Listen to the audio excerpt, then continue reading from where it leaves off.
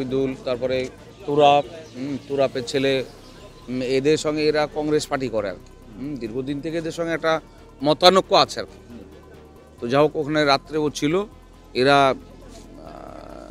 সবাই একসঙ্গে গিয়ে কিভাবে এদেরকে পেটে ছুরি মেরেছে। বিস্তারিত বিষয়টা আমি এই মুহূর্তে কিছু বলতে পারছি না আর কি। হ্যাঁ, কংগ্রেসের রাজনৈতিক কারণে কি বলে মনে হচ্ছে না? মানে এই রাজনীতি তো করে ওরা, কংগ্রেসের লোকেরা, আমরা টিএমসির লোক, যার ফলে একটু তো মতানৈক্য ছিলই, আছেই আর কি। উনি কি করতেন? আমার শালা হচ্ছে এখন, উনি টুকটাক ব্যবসা বাণিজ্য করে, পার্টির সঙ্গে যুক্ত আছে।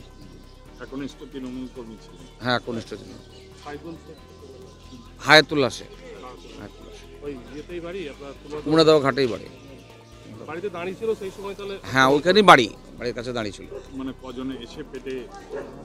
আমি অ্যাকুরেট বলতে পারবো না কজন ছিল। নিজেরাই মারামারি করে, খুনোখুনি করে, অন্যর ঘরে দোষ দিতে হয়।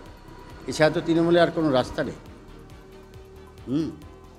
কংগ্রেসের ব্যাপারই নয়, নিজেদের হয় কোনো স্বার্থ জড়িত, নাহলে সিন্ডিকেট, নাহলে অন্যান্য তাদের ভেতরের কোনো ব্যাপার, গোষ্ঠীকন্দল। এর সঙ্গে কংগ্রেসের কী সম্বন্ধ?